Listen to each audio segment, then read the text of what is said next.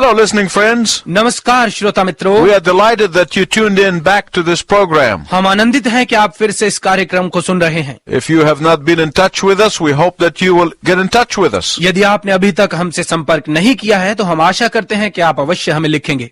We have been going through a series of messages from the book of Acts. हम प्रेरितों के काम की पुस्तक में से संदेश श्रृंखला में हैं। And in the last message, we saw that in the day of Pentecost, the Holy Spirit came to dwell in the believers. और अपने पिछले संदेश में हमने देखा कि पेंतेकुस्त के दिन पवित्र आत्मा स्थायी रूप से विश्वासियों में वास करने के लिए आ गया। Some thought that the disciples were drunk, कईयों ने सोचा कि प्रेरित नशे में थे, but others repented and believed. परंतु कईयों ने पश्चाताप किया और विश्वास किया।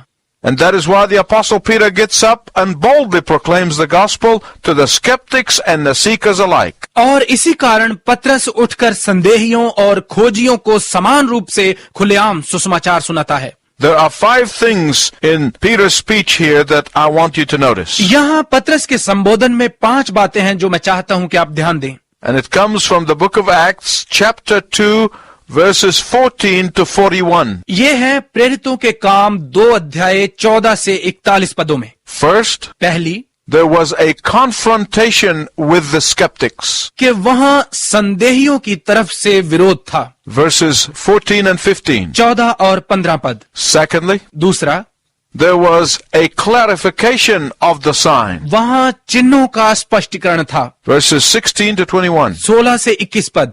Thirdly, तीसरा, there was a condemnation of sin. वहां पाप का दोष था। Verses 22 to 25. 22 से 25 पद। Fourthly, चौथी बात, there was a confirmation of the scripture. वहां वचन की पुष्टि थी। Verses 26 to 36. 26 से 36 पद। Fifthly, पांचवी बात, there was the consolation of the Spirit. वहां आत्मा का दिलासा था। Verses 37 to 42. 37 से 42 पद। So there was confrontation, clarification, condemnation, confirmation, and consolation. तो वहां पर विरोध था, स्पष्टीकरण था, पाप का दोष था, पुष्टि थी और दिलासा था। First of all, Peter confronts the skeptics. सबसे पहले पतरस संदेह करने वालों का सामना करता है। When Peter said, "Give heed to my word," जब पतरस ने कहा मेरे शब्दों पर ध्यान दो, he was expressing boldness and confidence. वो निर्भीकता और आत्मविश्वास प्रकट कर रहा था। He had no hesitation or equivocation. उसे कोई हिचकिचाहट या संदेह नहीं था। He had no fear or apprehension. उसे कोई डर या भय नहीं था। For this is a different Peter from the one who denied the Lord Jesus Christ to a slave girl. क्योंकि ये पतरस उस पतरस से भिन्न था जिसने एक दास लड़की के सामने प्रभु यीशु मसीह का इनकार कर दिया था। This is the Spirit-filled Peter. ये आत्मा भरपूर पतरस है। The first thing Peter does is to refute their false accusations that they were drunk. सबसे पहले पतरस उनके इस झूठे दोष को गलत सिद्ध करता है कि वो नशे में हैं। He said, "It is 9 o'clock in the morning. Whoever heard of anyone gets drunk in the morning?" वो कहता है कि इस वक्त सुबह के 9 बज रहे हैं, किसने कभी सुना है कि कोई सुबह ही शराबी हो जाता है।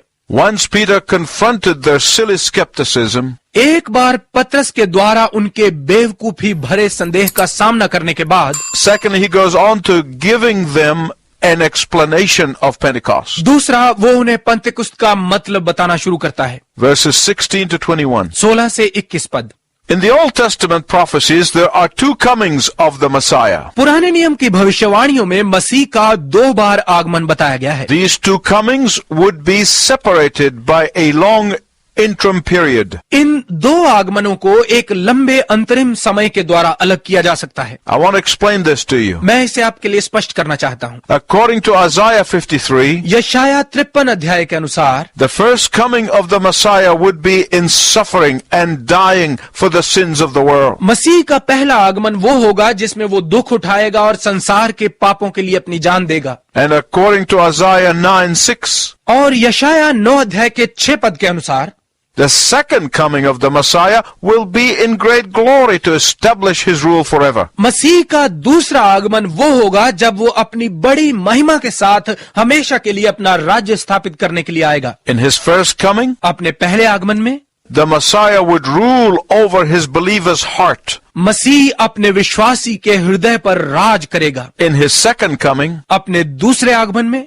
the Messiah would rule supreme. मसीह का ही राज होगा। In his first coming, अपने पहले आगमन में the Messiah establishes peace only in the hearts of his believers. मसीह केवल अपने विश्वासियों के हृदय में ही शांति स्थापित करता है। In his second coming, अपने दूसरे आगमन में the Messiah will establish perfect peace. मसीह उत्तम शांति स्थापित करेगा। In his first coming, अपने पहले आगमन में the Messiah judges his people through the conviction of the Holy Spirit. मसीह अपने लोगों का न्याय पवित्र आत्मा के एहसास के द्वारा करता है। But in his second coming, he will judge all people. परंतु अपने दूसरे आगमन में वो सब लोगों का न्याय करेगा। So Peter gives him clarification of the purpose of the coming of the Holy Spirit. तो पतरस उन्हें पवित्र आत्मा के आने के उद्देश्य का स्पष्टीकरण देता है। The Holy Spirit is given to minister, to rule, convict, and consecrate. पवित्र आत्मा दिया जाता है सेवा के लिए, राज्य करने के लिए, दंड देने के लिए और पवित्र करने के लिए। And he does all of that during the period between the first and the second coming of the Messiah. और वो ये सब मसीह के पहले और दूसरे आगमन के बीच के समय में कर रहा है। And this was also prophesied in the book of Joel. और योएल की पुस्तक में भी इसकी भविष्यवाणी की गई थी। Peter tells him in verse 21, 21 पद में पतरस उन्हें बताता है, everyone who calls on the name of the Lord will be saved. जो कोई प्रभु का नाम लेगा उद्धार पाएगा। There is salvation for those who turn to the Savior. जो उद्धारकर्ता की ओर मुड़ते हैं उनके लिए उद्धार है। And that is why he goes on to give them the first step towards salvation. और इसी कारण वो उन्हें उद्धार की तरफ पहला कदम बताता है। So the first point is confrontation of the skeptic. तो पहली बात है संदेहवादियों का विरोध।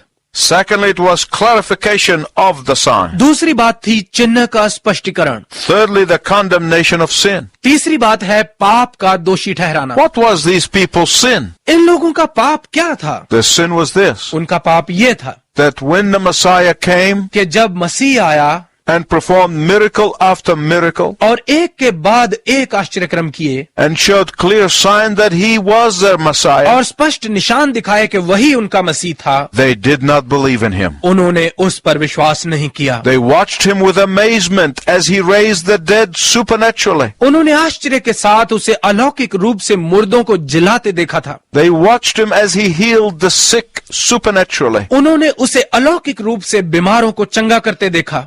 They watched him as he fed the hungry supernaturally. उन्होंने उसे भूखों को अलौकिक रूप से भोजन देते हुए देखा था। And he calmed the storms supernaturally. और उसने अलौकिक रूप से आंधी को शांत किया था। But they refused to believe in him. परंतु उन्होंने उस पर विश्वास करने से इनकार किया। Instead of trusting him with their salvation, अपने उद्धार के लिए उस पर विश्वास करने के बजाय, instead of enthroning him as the Lord of their lives, उसे अपने जीवनों के प्रभु के रूप में सिंहासन पर बिठाने के बजाय they nailed him to a cross. उन्होंने उसे कीलों से क्रूस पर ठोक दिया। Here they were longing for the coming of the Messiah to usher peace, joy, and salvation, but when he came, they crucified him. यहाँ वो मसीह के आगमन के लिए तरस रहे थे कि वो आए, उन्हें शांति, आनंद और उद्धार से परिचित कराए, परंतु जब वो आया उन्होंने उसे क्रूस पर चढ़ा दिया। But isn't that what's happening all around us today? क्या हमारे चारों ओर भी आज यही नहीं हो रहा है? People are longing for the peace of mind. लोग मन की शांति के लिए तरस रहे हैं। They are longing for relief from their guilt. वो अपने अपराध बोध से आराम पाने के लिए तरस रहे हैं। Most people are longing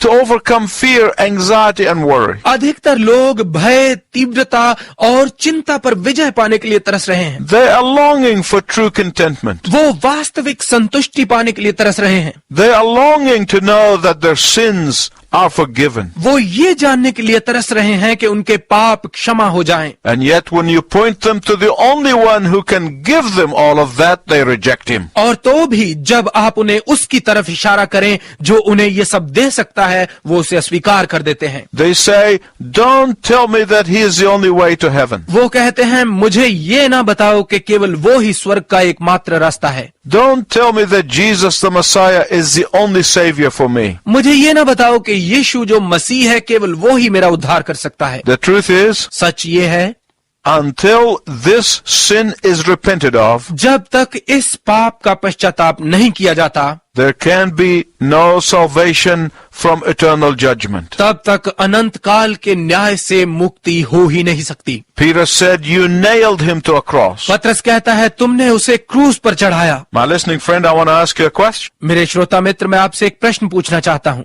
Did those people to whom Peter was speaking actually physically nail Jesus to the cross? क्या उन लोगों ने जिनसे पतरस बात कर रहा था सच में यीशु को शारीरिक रूप से क्रूस पर चढ़ाया था? No. नहीं। But everyone who will not accept Jesus the Messiah as his and her Savior, they might as well be the ones who nailed him to the cross. परंतु प्रत्येक वो व्यक्ति जो यीशु मसीह को अपना व्यक्तिगत उद्धारकर्ता स्वीकार नहीं करता या नहीं करती, वो बिल्कुल उन्हीं के समान है जिन्होंने उसे क्रूस पर चढ़ाया। Someone may ask, कोई शायद कहेगा, if Jesus was the Messiah, why was he a victim? तो यदि यीशु ही मसीह था तो वो पीड़ित क्यों हुआ? Why didn't he use his power to avoid the cross? उसने क्रूस से बचने के लिए अपनी शक्ति का प्रयोग क्यों नहीं किया? In verse 23 of Acts 2, Peter gives us the answer. प्रेरितों के काम 2 अध्याय के 23 पद में पतरस हमें इसका उत्तर देता है। He was delivered up to die according to a definite plan and foreknowledge of God. उसे परमेश्वर के पूर्व ज्ञान और निश्चित योजना के अनुसार जान देने के लिए भेजा गया था। So which one is it? तो इनमें से कौन सी बात है? Did people kill him or did God deliver him up? क्या लोगों ने उसे मारा या परमेश्वर ने उसे जान देने के लिए भेजा? The answer is both. उत्तर दोनों है। The sovereignty of God and the responsibility of man. परमेश्वर का प्रभुत्व और मनुष्य की जिम्मेदारी, They are tied together like two sides of a coin. ये दोनों सिक्के के 2 पहलुओं की तरह एक साथ जुड़े हुए हैं। Listen to what Jesus said in Luke 22:22. सुनिए लूका रचित सुसमाचार 22 अध्याय के 22 पद में यीशु ने क्या कहा? The Son of Man will go as it has been decreed, but woe to that man who betrays him. मनुष्य का पुत्र तो जैसा उसके लिए ठहराया गया जाता ही है, परंतु हाय उस मनुष्य पर जिसके द्वारा वो पकड़वाया जाता है। Peter said that the resurrection of the Lord Jesus Christ पतरस कहता है कि प्रभु यीशु मसीह का पुनरुत्थान is all of the proof that anyone would want. वो पूरा प्रमाण है जो कोई जानना चाहे। And that is why without the resurrection of the Lord Jesus Christ, और इसी कारण प्रभु यीशु मसीह के पुनरुत्थान के बिना his death would have been just another heroic death of a noble martyr. उसकी मृत्यु भी किसी महान शहीद की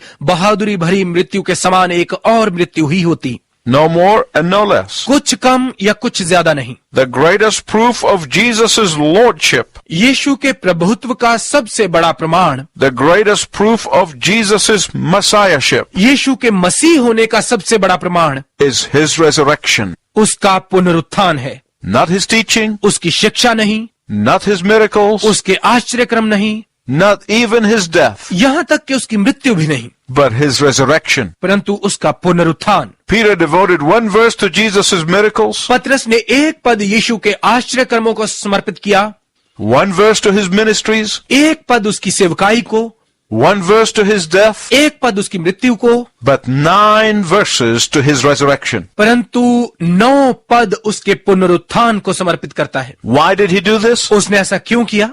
Because he is proving from the pages of the Old Testament that the resurrection of the Lord Jesus Christ was prophesied 1,000 years before it happened. क्योंकि वो पुराने नियम के पन्नों से ये साबित कर रहा था कि प्रभु यीशु मसीह के पुनरुत्थान की भविष्यवाणी इसके घटने से 1000 वर्ष पूर्व की गई थी। David prophesied this in Psalm 16 verses 8 to 11. Dawood ने इसकी भविष्यवाणी भजन संहिता 16 अध्याय के 8 से 11 पदों में की। That Jesus' body in the tomb during those 3 days would never experience corruption. कि कब्र में उन 3 दिनों के दौरान यीशु की देह की बिल्कुल विकृति नहीं होगी। Not only did Jesus rise from the dead, न केवल यीशु मुर्दों में से जी उठा, but he was also exalted to a place of honor, glory and power. परंतु वो आदर, महिमा और शक्ति के स्थान में ऊंचा भी उठाया गया। Psalm 6 prophesies about Jesus' resurrection. भजन संहिता 6 अध्याय यीशु के पुनरुत्थान की भविष्यवाणी करता है, But Psalm 110 prophesies about his ascension and glorification. परंतु भजन संहिता 10 अध्याय उसके उठाए जाने और महिमा पाने की भविष्यवाणी करता है। All were prophesied 1,000 years before it took place. इस सब की भविष्यवाणी इसके घटने से 1000 वर्ष पूर्व की गई थी। What is the implication of all these proofs of the resurrection? इस सब पुनरुत्थान और सबूतों का तात्पर्य क्या है?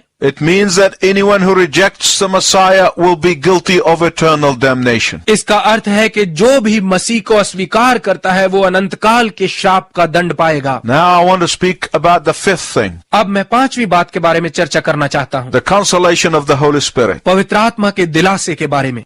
The most momentous question any man or woman can ask in their life, it would be this. सबसे अधिक गंभीर प्रश्न कोई पुरुष या स्त्री अपने जीवन में यदि पूछना चाहे तो वो ये प्रश्न होगा, What must I do to be saved? मुझे उद्धार पाने के लिए क्या करना आवश्यक है? A wrong answer to that question will be the road to eternal tragedy. इस प्रश्न का गलत उत्तर अनंत काल के दुख में ले जाएगा। No one can be saved until they come to grips with the fact that they are sinners. कोई भी तब तक उद्धार नहीं पा सकता जब तक वो इस तथ्य की पकड़ में नहीं आते कि वो पापी हैं। Why would you need salvation if you are not a sinner? यदि आप पापी नहीं हैं तो आपको उद्धार की क्या आवश्यकता है? On that day, 3,000 people responded to Peter's message. उस दिन 3000 लोगों ने पतरस के संदेश का उत्तर दिया। I want to conclude by telling you a story. मैं आपको एक कहानी बताते हुए समाप्त करना चाहता हूँ।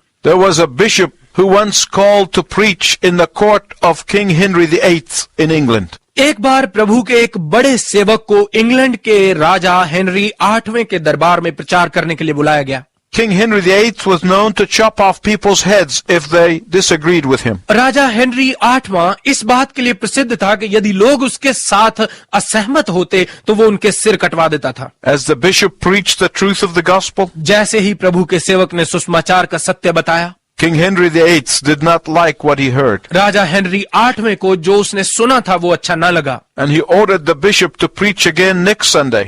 और उसने प्रभु के उस दास को आदेश दिया कि वो अगले रविवार को आकर फिर से प्रचार करे and to apologize for what he said. और जो उसने कहा उसकी क्षमा मांगे। But the next Sunday, परंतु अगले रविवार the bishop began by addressing himself. प्रभु के उस दास ने अपने आप को संबोधित करते हुए प्रारंभ किया। Bishop, he said, राजा ने कहा, bishop, do you know before whom you are speaking this day? तू जानता है कि आज तू किसके सामने बोल रहा है? To the mighty monarch, King Henry VIII, who can take away your life. एक शक्तिशाली सम्राट राजा हेनरी 8वें के सामने जो तुम्हारी जान ले सकता है। Consider well those words you were sent to deliver. उन शब्दों को अच्छी तरह से सोच समझकर बोलना जो बोलने के लिए तुझे भेजा गया है। Words of the great and mighty God who is everywhere present. उस महान और सर्वशक्तिमान परमेश्वर के शब्द जो सर्वव्यापक है। He beholds all of your ways and is able to cast your soul into hell. वो तुम्हारे सब मार्गों को देखता और तुम्हारे प्राण को नरक में डाल सकता है। And therefore take care that you deliver your message faithfully. और इसलिए ध्यान रखना कि तू अपना संदेश सच्चाई से सुनाए।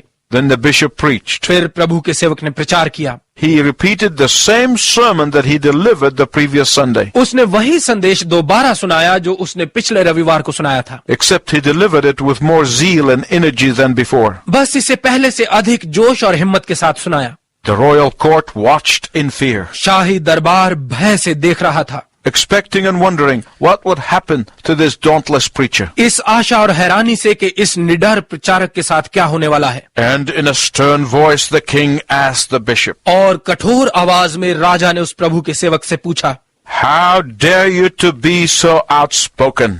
इतने खुलेपन से बोलने की तुम्हारी हिम्मत कैसे हुई? The bishop humbly replied, प्रभु के उस सेवक ने नम्रता से उत्तर दिया, My first duty, sire, was to God, महाराज मेरी पहली जिम्मेवारी परमेश्वर के प्रति थी and he must be obeyed first and foremost. और सबसे पहले और मुख्य रूप से उसी की आज्ञाकारिता आवश्यक है। The king rose from his seat and walked to the bishop. राजा अपने सिंहासन से उठा और प्रभु के सेवक के पास आया। and took him by the hand and embraced him and said, और उसका हाथ पकड़ा और गले लगाते हुए कहा, I bless God that I have such honest servant. मैं परमेश्वर की महिमा करता हूं कि मेरे पास ऐसा विश्वास योग्य सेवक है। Are you a faithful servant of the living God? क्या आप जीवित परमेश्वर के विश्वास योग्य दास हैं? It is my prayer that your answer would be yes. ये मेरी प्रार्थना है कि आपका उत्तर हाँ हो। Until next time, I wish you God's richest blessing. अगले समय तक मैं आपके लिए परमेश्वर की उत्तम आशीष की कामना करता हूँ।